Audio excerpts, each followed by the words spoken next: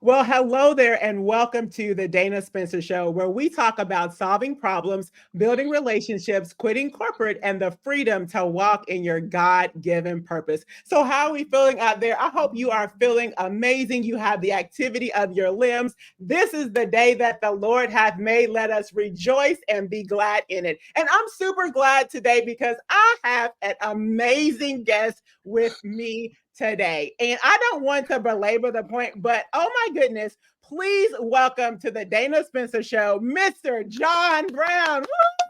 Woo!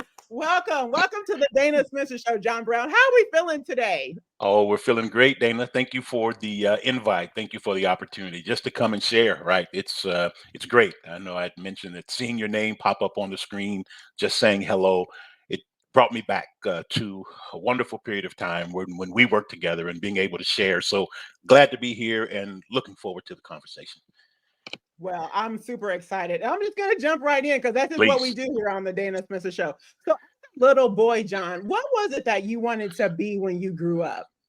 Oh, that's a see. You're going to start the day off with the hard question. Here's the reality, right? I want it to be it's sort of a complex thing, right?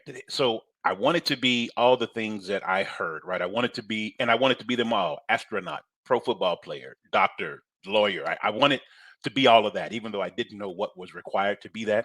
But honestly, Dana, for me, I just wanted to be or do something different. You see, I grew up very poor here in Kansas City, Missouri, and I don't. To be clear, I don't fault my parents. I don't look back on my time growing up as a child negatively or would change anything. But for me, the real desire and drive for me was I just wanted something different because even as a kid, my mom, she used to clean the homes of middle class white families when we were growing up. That was her job. And so every once in a while, whether school was out that day because of weather or I wasn't feeling good, she would take me. And then, and you know how moms do. It was you sit here and don't touch anything, right? It was so while I'm working, you sit here, but I just going with her just a couple of times that I remember as a kid, I at least got a chance for a moment, a glimpse into, man, it's different, right? That environment was so very different than my own. And so for me, it was really the driver was just do something different. And I say that not to disparage how I grew up or anything, but it knowing that there was something different, it was motivation for me to do something different. So for me, it wouldn't have mattered what I turned out to be by profession, as long as it was different and providing opportunities for me and my family that I was not exposed to as a kid, I would have been fine. So that's why I don't have this hierarchy thing ever that is, oh, this person is just a fill in the blank. I've never felt that way, never thought that way. And I think it's because growing up, I was allowed to see, experience some things that just really helped set the context and the path for my life. Yeah, that's so good. And I've heard it said so many times recently that your exposure determines your level of altitude. So just Absolutely. like you said, just going to those houses and seeing the neighborhoods and being exposed to those probably better looking houses. And in your Absolutely. mind, you were like, oh, this isn't what my neighborhood looks like, but Absolutely. there's something else. I That's right. love That's right. that. Like wow, they have grass, right? I mean, they have actually have grass, and it's green, right? It's amazing the impact of things that you see and things that you experience. And for me, I'm probably most thankful that that did not sour me, right? It did not make me negative on the inside towards how I grew up or towards my own neighborhood. It didn't. What it did is it was just served as a motivator, and it was okay. You want something different? That's fine. Work hard to get it, but never forget where you come from. So I spend my time in the neighborhood that I grew up in. So my parents literally live on the same block that they lived on when we grew up, and so I that's where I spend my time. I may live here, but I work and serve there, right? And being home, Dana, has been incredible because I've spent over the course of my lifetime countless hours mentoring or serving others and giving to the community. But for the past couple of years, I've been giving to my own community. And when I say my own, being the one I grew up in. And so every child that I mentor, every child that I support, That's a child that went to the same elementary school that I did growing up, went to the same high school that I did growing up. So it's a different level, still very rewarding, but everything I'm doing now, it's at home, and it's just a wonderful feeling. Awesome. That's incredible. So, in terms of what you ended up doing next, so did you ever play any sports growing up? I did played football in high school and 1 year in college. I went to K State. Again, I grew up in Kansas City, Missouri. Graduated from Lincoln College Prep. Right, so I was the true student athlete. Right, I was a nerd, so I loved school. I enjoyed academics, but I was really good at football, and so they grew up at a time where if you were good at math and science, it was you need to be an engineer, right? That was what guidance counselors you based on your you go there. So it was okay. I'll be an engineer. That's what you all told me to be, and I'm good at math and science. I like that those subjects, but playing sports as well. I was the at the time I would say the non-traditional athlete, which is now I got homework and I intend on doing this homework. So yeah, I'll come and practice and give 100%. I'll play and give 100%. But I got schoolwork to do, and I enjoy that as well. So I did play in high school 4 years. Went away 1 year to K State. It was, the conference has changed it all. And I was the Big Eight conference then. It's the Big 12 now. I don't know what it's going to be a couple years from now. But so played Division I football. Had a couple of knee injuries. It was okay when you hear people talk about as an athlete you need to be prepared. What's your plan B? Everything that happened after that was my plan B, right? And so I did play sports, enjoyed it, and I've attempted to not go overboard with it, but to be able to translate or parlay a lot of the lessons learned on the field of play into the corporate workspace. Because when you hear things like teamwork and support and collaboration and holding one another accountable, well, those are all things that, as a kid, I mean, I learned that playing football, right? And so getting to the corporate space, it was not, oh no, what are these concepts? What are these things they're talking about? It was, no, you're just applying the same principles learned on the field of play. Now you just happen to be sitting in, a conference room with people that are wearing, a shirt with a collar and sometimes a tie, right? So it's, but the principles were no different, just the setting and the people around me. And that's one of the things that I say, and I like to highlight that being an athlete, there are so many life lessons with There being an are. athlete that translate very nicely over into corporate America. And you've already highlighted a couple of those for us as well. What were some things that stuck out to you as an athlete that you really were like, oh yeah, when you were in the boardroom, you're like, oh no, Right. this is like it was when we were, back on the field. Absolutely. Well, so there are a number of things, and and it's always good. I'm glad that you sort of help others acknowledge that um, that there are skills that are transferable. Because what I found as a leader in the corporate space is I've talked to a number of more junior employees or those who are in leadership for the first time, and one of the things that I find most challenging for them is their lack of confidence, right? Their belief that I can't do this, I don't belong here. And so, to your question, one of the first things that you learn confidence, and you get confident because you practice, because you know that I have learned what's required for this position. I know the plays. When they call the play, I know what I'm supposed to do. So that actually allows me to have a level of confidence. And so if I try to translate that one in particular to the corporate setting, it's about know your job, right? And do your job. And when you know your job and do your job, you can be confident. Even if the people around you have little to no confidence in you, I still can be confident because I know I've studied the plays. I know all of that. And that's something that uh, even though people may have an opinion and they will have an opinion, I'm just content. Look, I'm not going to let folks take from me something they did not give me, right? And so when you think about self-respect, self-worth, right, confidence, I don't look to others to give it to me. I have to build that within myself, and because I have to build it within myself, I fight really hard to not let folks take it. So confidence is one. The other is teamwork, right? I've worked for or I've played for great coaches. I've played for not so great coaches. But even with the great coaches, I found that the best encouragement, the best push comes from the person next to me, right? So I didn't need the halftime speech. I didn't need the timeout for the coach to yell at me to tell me to do better. It was the guy next to me who said, John, you got to do better, right? Or John, that was terrible. We need you, right? And it always, so it's the same thing in the corporate space. We have to have a culture where people can hold one another accountable, first with self, right? But then hold one another accountable. And I learned that on the field of play. I also learned that uh, you gotta you gotta know how to win and you gotta know how to lose, right? Because you're going to do both, but you have to do both well. Because when you win, it's not about showboating and parading around that I won, but similarly, when you lose, you can't be moping around as if there's not another game coming. And when I translate that to the corporate setting, any of us who've been in the corporate space any period of time, there'll be some projects that will go over well. There'll be other projects that fall flat. When that project goes over well, go ahead, take a moment and celebrate, but then get your mind back on there's another project right there. You got to go to the next one. And similarly, if that project fails, you can't beat yourself up so much that you now drive and increase the likelihood of failure for your upcoming projects, right? And so it's all of those things I learned playing football. And so when I transfer now to the corporate setting, it is I've seen this before. And because I've seen it before, all I have to do is allow myself to say, that was, that was 1989, right? That was 85. I've been there, done that. So I'm back to having a level of confidence and having a strong desire to work as a team across and up and down.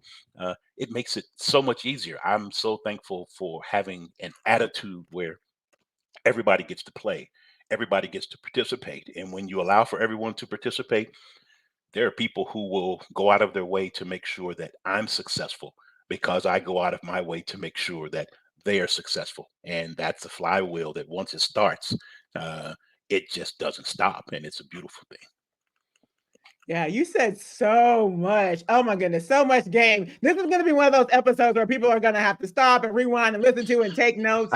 Oh my goodness. So the one thing that I want to pull out is what about that person who out there, whether it is on the field or on the court or, around the corporate table in the conference room. What if they are suffering with this? And I don't like cliche, but the phrase that we hear is imposter syndrome. What Right, if somebody is out there and, they don't know how to build themselves up? I mean, I'm thinking about David, how he encouraged himself in the Lord. What right. what are some tips that you were able to use that you could potentially share that will help that you were able to use to help build yourself up? Yeah, and you use one example of David. He had a best friend, right?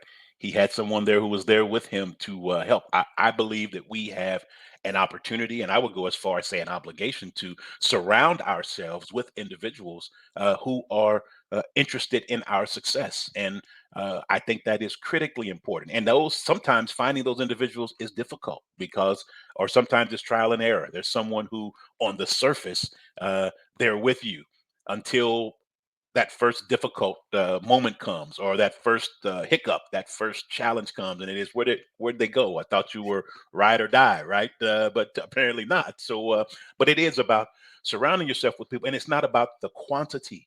It's about the quality of the people around you. So it's not being. I need this entourage of countless people. No, I just need one or two, right? That I can share with, that I can learn from, and I think that is one of the things that for those who are challenged, whether it's especially in the corporate space, it can be lonely for folks who are wired differently than the corporate system is wired.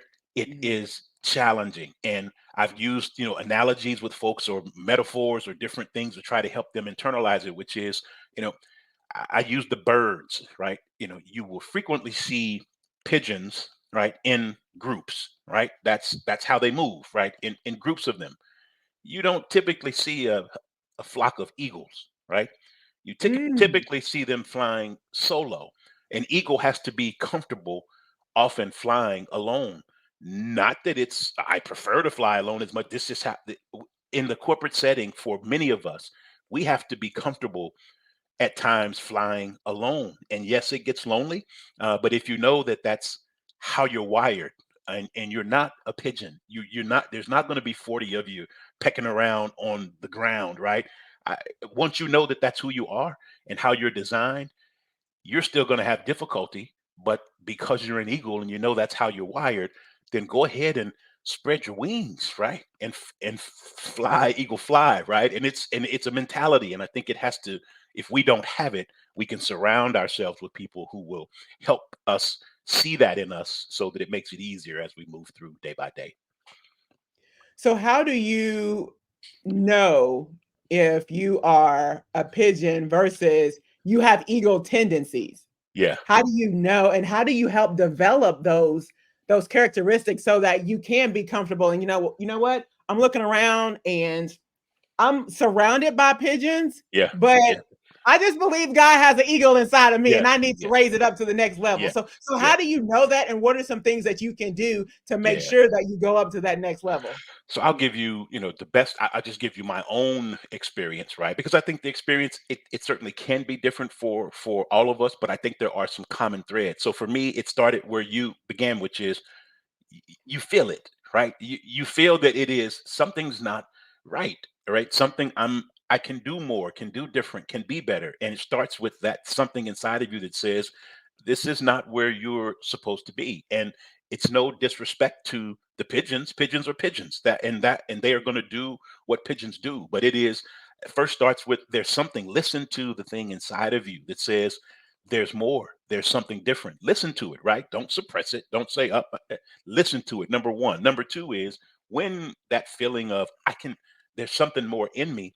Now you got to take action, right? It's Mm. one thing to acknowledge and say there's something different inside me, but when I say take the action, it is you have to start by assessing who is around me, because sometimes our altitude is directly impacted by the people and the things that are around us. And so sometimes, right, we have to shed some things, shed some people, so that we can elevate to the level that we're expected to get to. And then we have to make ourselves available for training, make ourselves available for learning, make ourselves available so we walk around with a couple of things, right? We walk around with a toolkit that is may start off empty, but it is I now need to go and make myself available that I can put different tools in that toolkit, tool belt, so that when this next project comes along, if all I got is a hammer, everything's a nail. But not every project requires a hammer. So I need to have a screwdriver. I need a saw. I need all these different tools. And how do I get those? By making myself available to learn and to learn from other people. And then you also have this idea that I carry around a sack of seeds, right? That I can plant. I don't always be the one watering. I'm certainly am not the one to make it grow, but I have walk around with a sack of seeds that I can plant seeds and let others come along to water so that it can grow. So it starts with me saying, this is not for me. Then it requires me to take action, take the training, make yourself available to others to learn, to grow, be willing to hear the things that you need to do different and change it, right? It's about being committed to it. And then you got to own or live in this new space because as you move up, right? When I say up, it's not necessarily just level, it is oftentimes in thinking. You have to be comfortable that I had to shed some people from my life because they were not good for me. They were good for that season or for that time or when I didn't know any different or better. But now that I do, and we have to be comfortable until at some point we continue to get in our mind space to a point where it is, I'm in a new space now. And that's where, candidly, it gets probably more difficult than ever because I'll use again my own personal life as an example. I think one of the things that corporate America really underestimates, which is when you grow up poor, uh, you have a level of resourcefulness and resilience and grit that corporate just doesn't give you credit for, right? And I don't tell them because it is y'all underestimating me, right? Some of this stuff it does not bother me. What are you going to do? You're going to take away the job? Well, I didn't have one before I got this one, right? Or I can live poor really well, right? I can make a dollar out of 15 cents, right? I grew up doing that. It's when you get to spaces where I'm not familiar with this, right? So for some, it is when you start getting to, I'll just use the higher altitudes, right? Sort of figuratively. It could be your role, your level, just in your thinking.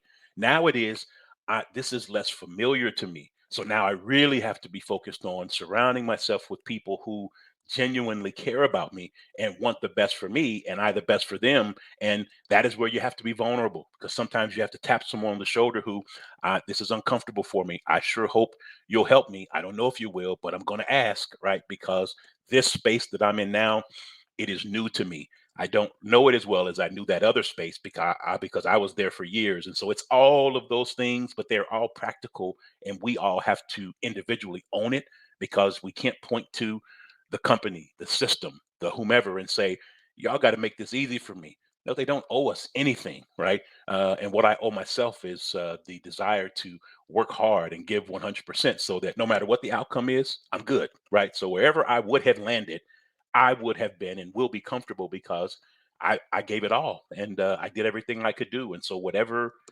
that place is, that space is, I can be content. But that again is it's a mentality. One of the things that I've said is personal development. That's what I heard you say.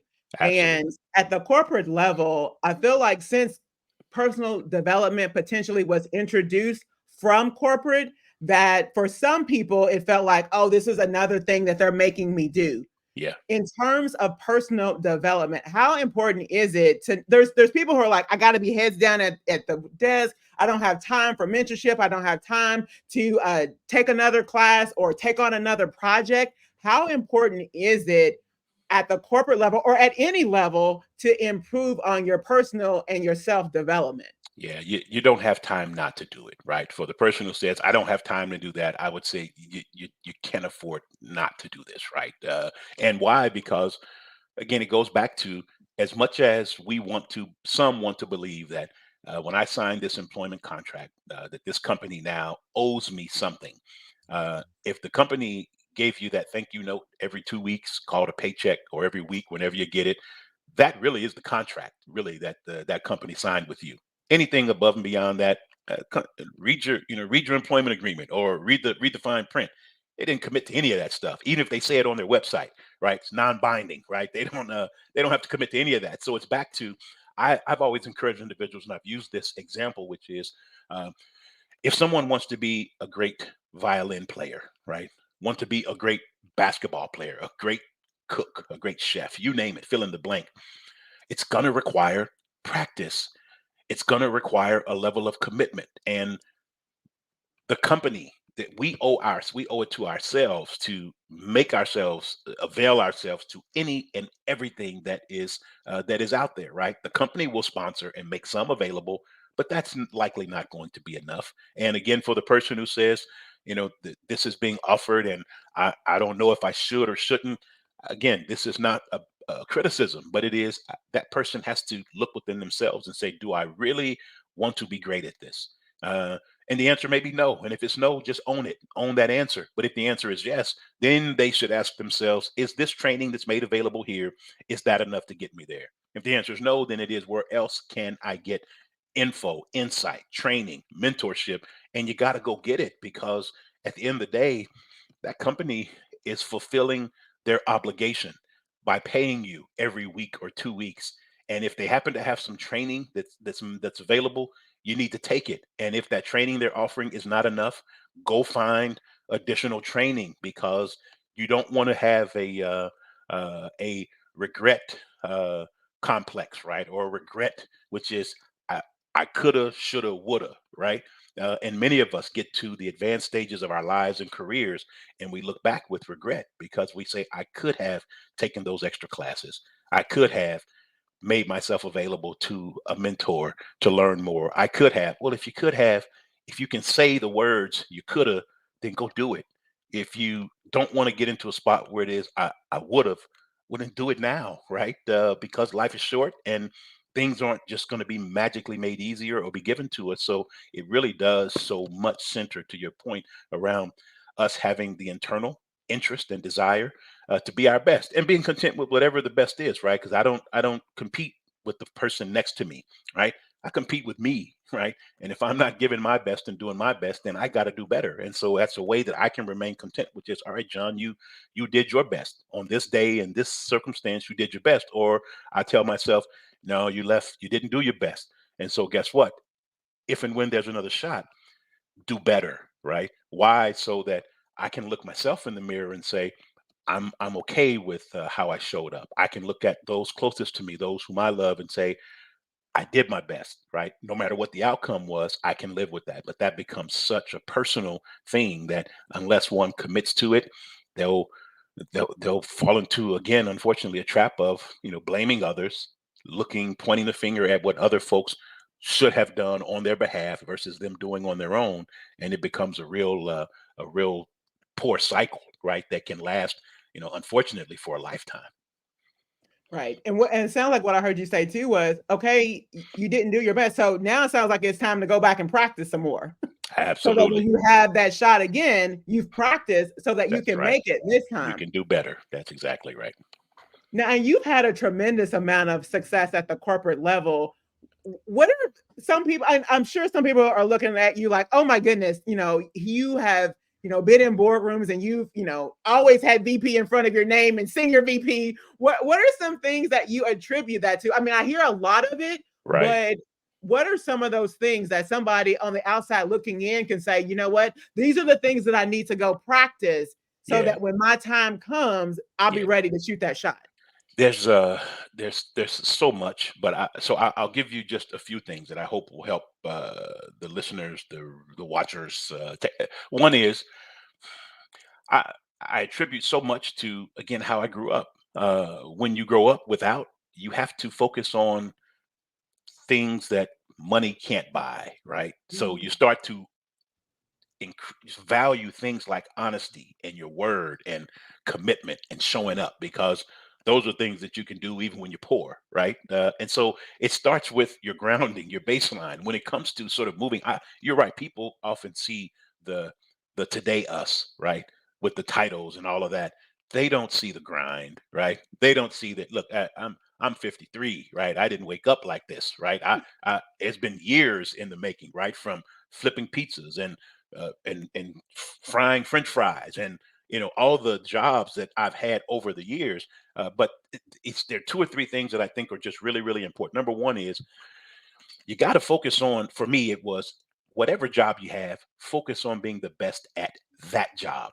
And when I say being the best, being your best, because what I found, interestingly, is that in corporate settings or otherwise, a whole lot of people got fluff, right? Or it looks good on the surface. But when it comes to it, it is, now companies really want the person who's going to get in and just work hard, right? And give 100%. And they see it, even though they don't always acknowledge it. And you don't always hear the words, man, you're a hard worker. One of the most interesting compliments, I use the word compliment kind of loosely, compliment I received was, I had applied for a job. This was many years ago. And you get a referral. You want people to, they will look for references. Well, when they came back for the second interview, they said, we got a pretty interesting reference on you, John. The first thing I'm thinking is, oh man, who did I pick to give a reference, right? Somebody about to mess up this chance for this job, right? And they said they called you an ant. And so now I'm really confused, which is, what? Call me an ant?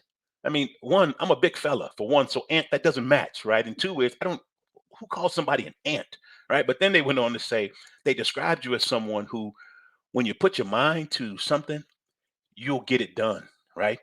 Like an ant that you see carrying something that's 10 times its size and is struggling, but it's making it, right? It's going to get that thing wherever it is. And so it is committing yourself to, I'm going to be the best that I can be in this position, because oftentimes folks look at, I want to be there. I want to be in your job. That's one level up, four levels up. And it is, you're so busy worried about what's next that you're not caring for what is now, right? And mm, being the best that you can be. The other thing that I found to be personally helpful when it comes to sort of moving up is, you got to know and spend time knowing yourself to know what are you really good at, right? Because oftentimes people chase jobs because of the title, they chase a job because of the compensation, and folks will spend an entire career trying to chase that perfect job, that perfect title or compensation, and are miserable their entire career. I'm thankful that early on, as I said, coming out of high school, it was, okay, you're good at math and science, go be an engineer. Okay, I'll go be an engineer. Got a degree in electronics engineering. I've never done a day of engineering in my life. Um, Coming out of college, I'm thankful I was part of a leadership development program. It was a 3-year program that you come into this leadership program. We either will keep you after 3 years or tell you it's been fun, but you got to go, right? But in that 3 years, I had 1 year in a technical role, 1 year in a financial role, 1 year in a customer service role. And it was during my 1 year customer service stint that it was, I found, I found my calling, right? I've got this technical acumen and desire for technical, but it was there that I learned I love working with and serving people.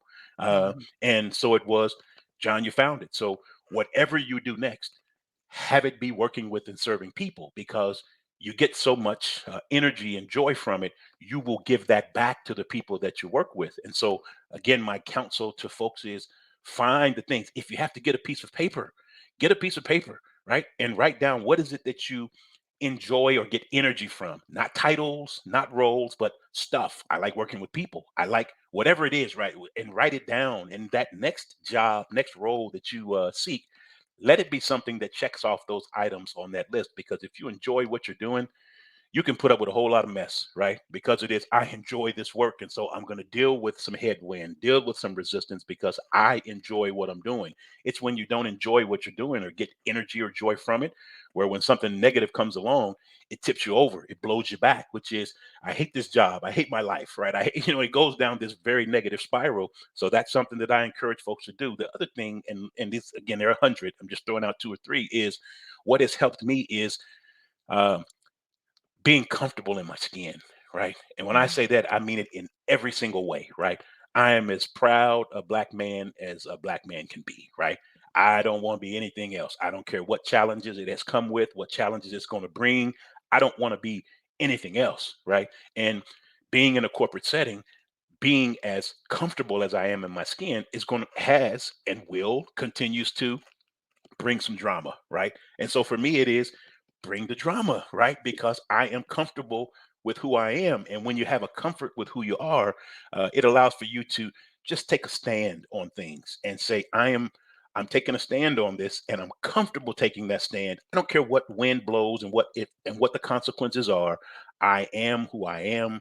I'm thankful for who I am, and I'm not letting anyone diminish that, right, in any capacity. Because I see so often, unfortunately, where there's such a desire to assimilate or such a desire to, okay, you can't wear that, you can't dress like that, shave your face because you can't wear. I am who I am. And instead of me, and again, over the years, I had to learn this. I didn't start this way, and I have the scars to prove it. Where I was spending so much time trying to spin and twist into what someone wanted me to be, that it's like, my back hurts, my leg hurts. I'm twisting and spinning too much, trying to be what y'all want me to be. So how about I just be myself, and then require you all to adjust to me as much as I'm trying to adjust to y'all, right? And so that level of comfort with oneself becomes so important, because over the course of time, I have found, and I think others will find, that when you uh, stand for something, when you are steady, stable, comfortable, confident, uh, you walk into situations differently, right? It's like, I'm here, and it shows even when you're not trying to give off those vibes. It's clear, which is, this guy is comfortable, this guy is confident. So at minimum, I'm gonna listen to what he has to say, right? And if you really have something to say and you're bringing value to the table, you get to uh, make a lot of noise, right? Get a lot of people to say, this. I'm gonna listen to him the next time, right? I'm gonna give him an opportunity to say something else. And those are just a few things that I think are really, really important, because I've just seen far too many individuals, far too many careers sidelined, derailed, or just destroyed because of not doing some of those things and trying so hard to fit someone else's model, that it was, if this is not you, don't be it, right? Be you, be comfortable with you, because by the way, you got people behind you that are watching you, right? Who are just wondering, is it okay if I'm myself in this corporate setting? And when you are an authentic you, you're making it okay for other folks to be their authentic selves, and there's nothing better. We haven't reached the pinnacle, right, the mountaintop yet when it comes to the corporate space. But I tell you what, every chance I get, I'm going through a door and I'm loosening up the hinges so that the person behind me loosen up the hinges. It won't be very long before that particular door is coming down, right? And now come on through, right? And as I move to the next one, I'm loosening the hinges, and the person behind me, when you come through, loosen the hinge so that at some point that door also comes down where more and more can walk through. And we just need more and more people to commit to it, because anything short of that will spin around in this space far longer than we need to. Oh my goodness. And the crazy thing is that, great minds think alike. So I was on a call just last night with Dr. Eric Thomas, E.T. the hip hop preacher, and he said the exact same Mm, thing that you did about confidence. He right. said that someone said, Is that a limp that you have?" He was like, that's just confidence. Right. That's what confidence looks like. That's how So confidence make you walk, right? Confidence will make you walk like that. I I love it. love I that. love it. I Oh, love that it. is that is so good. So good. Yeah. And so in terms of, those people out there who, what you said about the role that you in, like, Yeah. in this role, make sure you're doing your best. How Absolutely. do you know when it's time to move on? Because I had a mentor that once said that basically she was in a role for, let's say, 3 years. Her first year she was getting acclimated to the role. Second year, by year three, it was time to exit. So Yeah. do you have a similar exit strategy, or you're just heads down until the Lord tells you it's time to move on? Yeah, it goes back to, I think there is something inside of us, right? And for those of us who are believers, there's something inside of us that tells us that it's time, and it's not this magical voice from on high or this big boom or bang that occurs. W- It goes back to us knowing who we are and whose we are, to the extent that when we are spoken to, we're confident and comfortable in listening. So I don't think there is a special strategy or a special path that's the same for everyone. I do think, though, that everyone knows when it's time, just like when it's time to. I need to turn those greens off, right? They have been on for X period of time. I need to check this or check that. There are things inside of us. Just people can call it what they want, but I do encourage folks to listen to the voice that is talking to you, because that voice is there not only for a reason, but for most of us, the voice and the tone of the voice and the it has been honed and tuned over time, that there's a comfort level that when the voice speaks and says it's time to move, move, right? And because there will always be people around you saying, I can't believe you're considering leaving. I can't believe you're considering doing that job. Well, the voice ain't talking to you, right? I have my own voice talking to me, and the voice talking to me is telling me to move. And so I have, for the course of my life, listened, and it has worked out well. And work out well just means I'm at peace. So it doesn't mean voice telling me go for this bigger job. No, sometimes we have to move sideways and sometimes even move backwards just to be at peace. And when we can look at what is really most valuable, again, some people, they look at it's the title, some it's the money, for some, it is peace, right? And when I can be at peace, I'm good, right? And I have learned over the many years to really quiet the noise from the outside, right? Because the people who have everybody that has an opinion, and they can't have one, but I ain't got to listen to every opinion that is out there, right? So I find myself in a space where it is feel, think, say what you want. This is between me, God, and my squad, right? It's just and beyond that, if I choose to listen to any of the other noise, that's up to me. But the rest of it is I'm listening to God and my squad. Beyond that, it is, and but that takes time too, because the pressure can be so great. But it really is get comfortable, do the role that you're in, and when it's time, be comfortable, because it will be uncomfortable making that jump, because somebody around you is going to say, I don't know why you're doing that. You're moving too soon. It's going to be tough. I don't think you've thought it through. Okay, that becomes peanut gallery, right? And I'm not listening to the peanut gallery, right? So it's a process, but it's a process that I think we have to allow ourselves to engage in and get comfortable with over time. Yeah, and I'm jumping like way over the fence over to Kansas City. Yeah. So there was a game, and I don't remember the game where Mahomes was.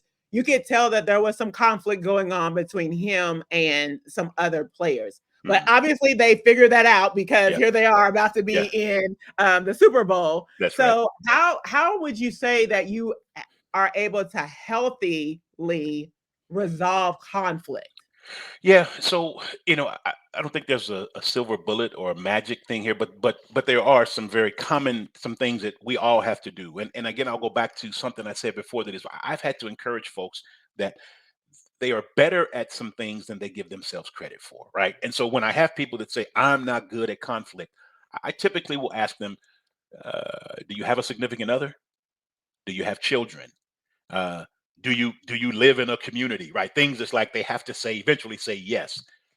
If you are a parent, if you are a spouse or have a significant other, you have been in situations where I don't know what to do here. This is something that is presented to me that I've not had to deal with before. I don't have a handbook for it, but now I got to figure it out. Why? Because I love the person or I love or cherish the relationship. So as a result, I got to figure this thing out. Well, whether you're talking sports, you're talking life, it starts with saying, I have to own the fact that do I really want resolution?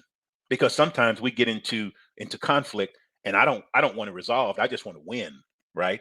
We get into conversations and I don't want to hear what you're saying. I just want to speak, right? And while you're speaking, I'm not even listening. I'm preparing my comeback, right? And so it starts with me saying, I actually do want to resolve this because if I actually do want to resolve it, I'll have an opportunity to share, but I also have to listen because the resolution might mean that I have to do some things differently. So whether it's those sideline outbursts or whatever it is, at some point, folks got to sit down calmly and have a conversation where there is both some talking and some listening and to acknowledge that the resolution could end up being a compromise, right? Meaning it's not what I thought it would be. It's not what I initially wanted it to be, but it is the thing that is going to get us where we need to be. And so that's the same in the workplace. I encourage us all. It is we're not always right.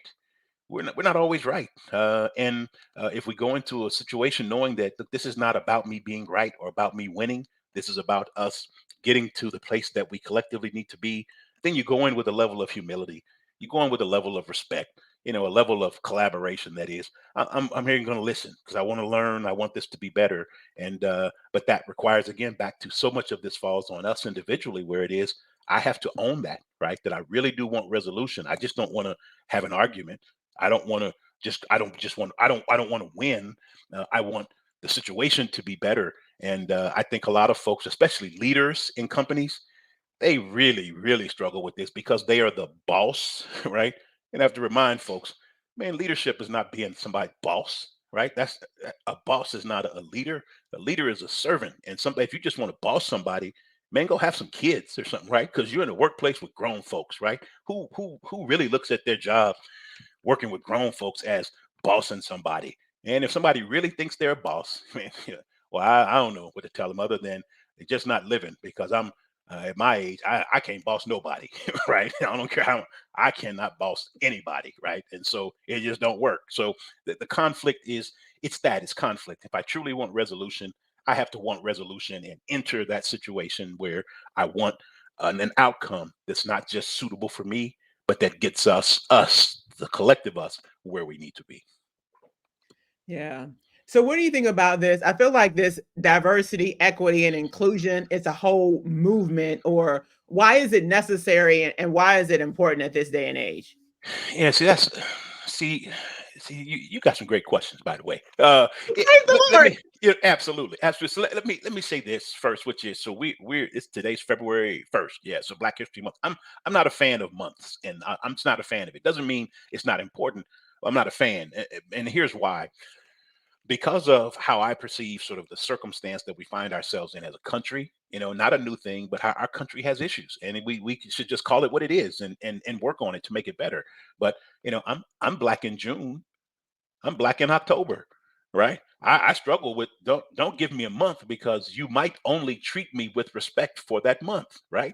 So that's why I don't care for the months. I don't care what we're celebrating. I don't care for the month. The things, whatever, if it's important enough to do in February, then do it in June. Do it in October, right? Because I'm still black those months, right? So let's commit to doing those positive things year long. But I get why it's done. And to your question, these DEI and DEIB initiatives, they are important. because if there's not something to elevate the need and elevate the how and elevate the importance, then there are many segments of our population that would just pay no attention to it at all. The challenge though is it's not a it's not a just the thing you do. It has to be a part of who you are as a person. If you're a company, it has to be embedded as part of your culture. I mean, deeply embedded, where how you move, how you make your money, how you hold yourself accountable, success or lack thereof should be based on DEIB principles, right? And unfortunately, some companies use their diversity initiatives as we're gonna celebrate this day, right? Or we're gonna put this on our website, right? These words, not that's not what it is. If it's not how your most senior folks are compensated, if it's not how you run your business I mean, throughout, right, from the suppliers that you secure to the metrics that you have and the accountability that you drive throughout the organization, then it's just a facade. So I do think it's very much necessary, but I do think that it's often mis placed or it's poorly utilized because it's easy to check the box and say we had this program or we have these words on our website or we do, but if you step back and really ask yourself, is that really making a difference? Do people of all race, creed, color in your organization, do they feel that they are truly a part of this organization? Do they have a voice? Are they heard? I believe it was Shirley Chisholm who said if you don't get a seat at the table, bring a folding chair. Right? It is you if somebody feels that I don't even have a seat at the table because of fill in the blank, it's a real signal to the organization that you might be checking some boxes, you might be winning some awards, but if you talk to the people in the organization and they say, "Man, I don't feel that I belong here. I don't have a voice here," then whatever you're doing is not working. So do something different. And so it's one of those. I don't want to call them catch 22 as much as certain things are needed, but there needs to be a pure view and lens that says, yeah, we're doing some stuff, but is that stuff really making a difference? And if the answer is no, it really is as simple as, well, then do something different because that ain't working. And who finds value in doing things that don't work over and over again? That just doesn't make logical sense. And unfortunately, we happen to have a number across, you know, corporate entities that but they can check some boxes and they can win some awards and they can look real good on the surface when you got people that are just being demolished professionally and personally who are carrying their badge around every day, and that's unfortunate. Yeah, and I just think about you personally. Like I can really remember being in the lobby shop at Humana and seeing you in there and just the impact that you made on our lives was Yeah, incredible. yeah, So how are you able to everywhere you go, and I'm sure that I could go through your bio and reach out to somebody at each one of those companies and yeah, they would say the exact yeah, same yeah. thing. They How are would. you able to leave this incredible impact on everyone that you come in contact with? Wow, that I'm thankful. I'm blessed to serve a God who has helped me see my job here on earth, right? It's not about the title. It's not about what I drive, where I live. Um, I'm here to serve. And when I know that that's my job and I take my job seriously, uh, you're right. You're going to get the same thing everywhere I go, right? From the person who empties the trash to the person whose name is on the building, they're going to get the same from me. I have not ever made a difference between people because of what they do, the jobs they have, how much money they make. And when you have that attitude, you can't. Number one, people can't fake it. Some try, a lot try, but you can't fake it because people see through it.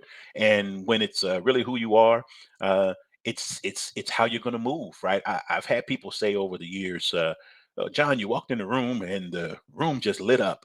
And for years, people would say it, and I would, thank you, I appreciate it because I do, I appreciate it. But what I had to start telling people is, I said, you know what, you're right. The room did brighten up, but I don't think you know why, right? I said, you're giving me credit when I walked in the room, that the room got brighter to imply that it's my bright light that brightened the room. I said, that's really not the case. What happens is I give everybody permission to turn their light on, right? So when I walk in, room gets bright. But why? Because now everybody's light is on. And unfortunately for some people, especially as they move up the corporate ladder, it's a us and a them, right? As if we are different. Look, I know where I come from and I'm comfortable with where I come from. I'm comfortable with being comfortable with everybody. And it's when I'm coming in the room, it's like, all right, everybody, lights on, right? Your contribution matters, it counts. So yeah, the room did get brighter, but my light is no brighter than yours individually. But when they all come on, that light, that room brightens up all the way, and that's the difference. And so I'm, if I do nothing else, I hope to leave up out of this world with people just saying he was just a good dude. Uh, he cared for people. He did the best that he could do. Perfect? No. Made all the right choices? No. But I could count on him being him, whether I saw him on the job or saw him out in the neighborhood. He was the same guy, right? When he talked to me, he never talked down to me. He made me feel like I was a special person. And why? Because I am, right? And he made me feel that way. I don't care about all the other accolades, and they come. I appreciate them, but that's not what motivates me. I've had people say, "Man, you're predictable." That sounds kind of negative. I said, "No, I'm consistent." Right? That's the same way. I'm consistent, right? I want people to see, feel, know me, whether it's Monday morning on the job, Saturday afternoon in the neighborhood. This that, it's the same John, right? And to me, that's really, really important because I have just found not only I'm doing it because it's the right thing. Yeah, it is, but I know what I wanted and needed when I was coming up and moving about. I just wanted somebody to accept me for who I was, allow me to grow, learn, and guess what? So guess that's what I do for other people, and I do it for anybody, right? I've had folks say, how do you engage with so many people, man? Aren't you busy? Well, yeah, we're all busy, but what better way to spend a few moments than with somebody that you can help along the way or who can help you along the way? This is reciprocal, right? I get as much value and benefit out of mentoring and helping people as they say they get from me. And so selfishly, it is, man, I'm winning too by having these conversations and helping others. And yes, it's the right thing to do. And I just want the banner to read, this was a good dude, right? He is just a good dude. I want my wife and daughters to be able to say, man, I'm I'm good being with this cat, right? For all these years, Vanessa and I will celebrate 32 years in May, and man, you know, I'm a, sometimes it's almost bring a brother to tears, right? Which is like, man, I don't deserve this, right? I got two daughters who are just doing well. I don't deserve this. And so, since I know in my own heart I don't deserve it, then take care of it, right? Treat it well, do right by it, so that that's at least one way of saying I appreciate all the blessings and all the things that are given to me. And I want to show that by caring for the things that I've been entrusted with, things, people, experiences, conversations, you name it. I want to treat them all with care because I look at them all as blessings. Wow, wow. You couldn't have, oh my goodness. Well, and I can talk to you all day. You're a All busy day man, long. I know. And I want to be respectful of your time, but if we had to put a bow on this conversation, what is it that you want our listeners to walk away with? Wow. Yeah.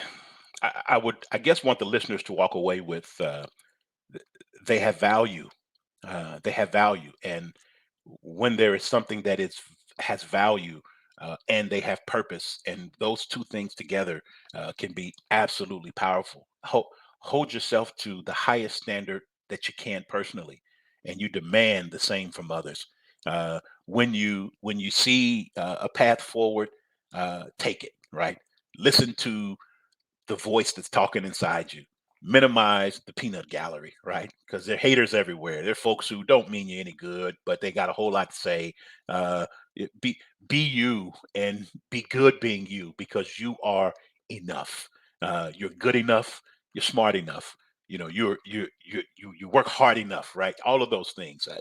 I know you wanted a little bow, but I just got a big old bow and stuff is everywhere, right, hanging off the side of the package. But it is there are so many things that I believe people can be encouraged and inspired by. And unfortunately, they get it in such little dose that it feels like it's not enough. And many of us walk around empty, right? Or not filled because the encouragement that we should be getting, we don't get. The kind words that we should be receiving, we don't. And as a result, when we don't get what we need, we tend to not give to others what they need. So it's Mhm. When you're on the plane, put your mask on first, then help other folks. Craziest thing in the world for many years. I have two daughters. I told you we travel with our young girls. It was, man, that don't make no sense. How you gonna tell me to put a mask on and my daughter over here is suffocating around? Don't make no sense until you figure that, yeah, when you are well and cared for, then and only then can you truly care for other people. So care for others, and allow for others to care for you, and see, won't we make a difference in this thing, right? I'm just trying to make a difference, and I know your listeners want to make a difference as well. So I commit, I'll lock arms with them and say, let's get after it, let's make a positive difference, and see if we can't look back a week from now, a year from now, 5 years from now, and say, you know what, we have made a difference. Haven't arrived, but we're moving on around that monopoly board a little bit, right? We're not on Baltic Avenue anymore, right? We're moving on around this monopoly board, and that's the real challenge for us all. But it's a challenge that I accept, and I trust that your leaders and readers will accept it as well. Awesome. Oh my goodness. This has been an amazing conversation. Thank you so much, John, for your time. Thank you for Thank coming you, on Dana. the Dana Spencer Show. And just remember, he's just a good dude. That's all he Look is, at just here, a just a good dude. good So dude. Look at here. all right. Thank you, John, so All right, much. thank you, Dana. Until next time. Absolutely. My All right, pleasure. all right.